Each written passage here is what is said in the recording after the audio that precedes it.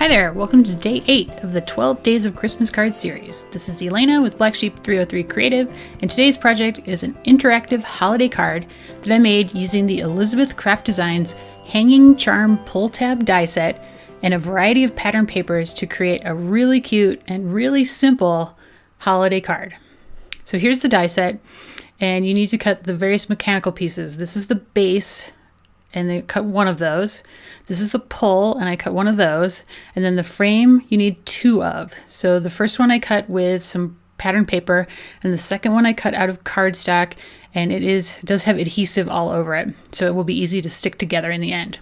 My base is an A2 card front with white cardstock that I embossed using that snowflake embossing folder, and then I backed it with a piece of plain cardstock because my plan is to mail it flat.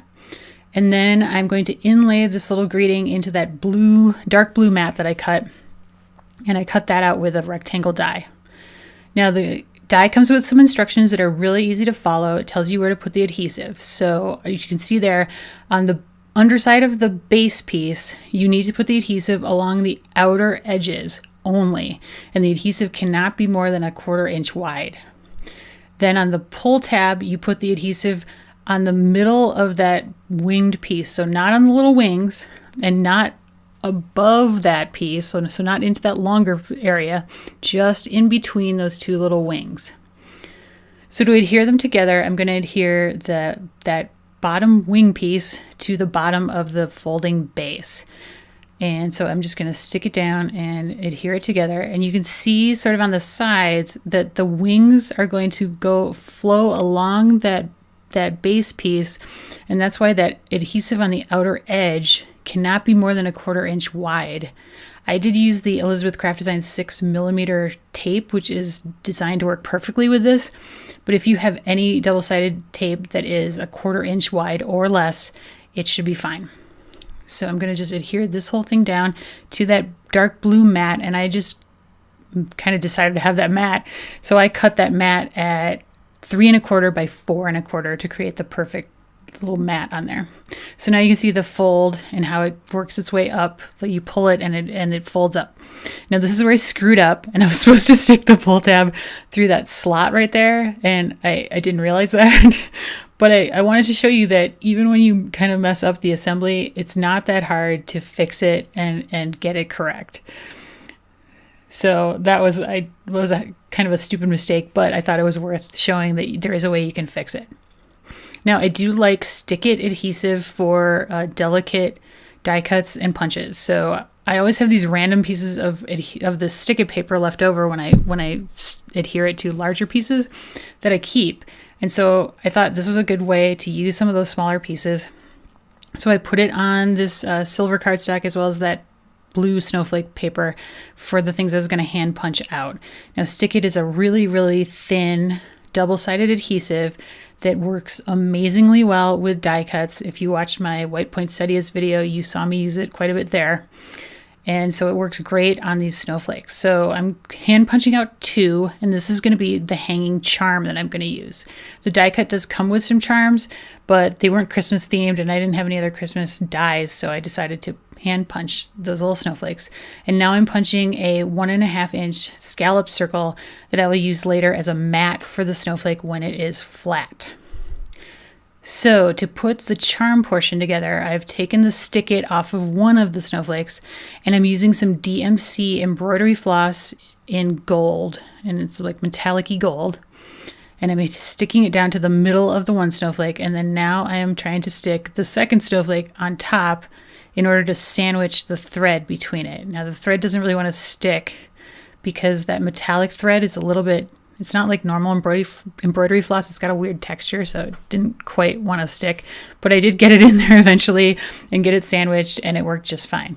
Now I didn't quite get my snowflakes lined up because they're super delicate.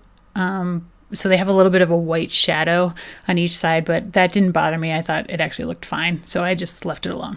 Now to place the charm in the frame, I just centered it in the middle and stuck the thread down to that adhesive that was on the white piece, and now I'm just sticking the pattern paper frame to the white frame by removing the tape, and it is ready to go. And all I have to do is just snip off the rest of the thread, and the little hanging charm is good to go and done. So to adhere this to the front, you need to only put adhesive on the bottom portion of the base mechanism.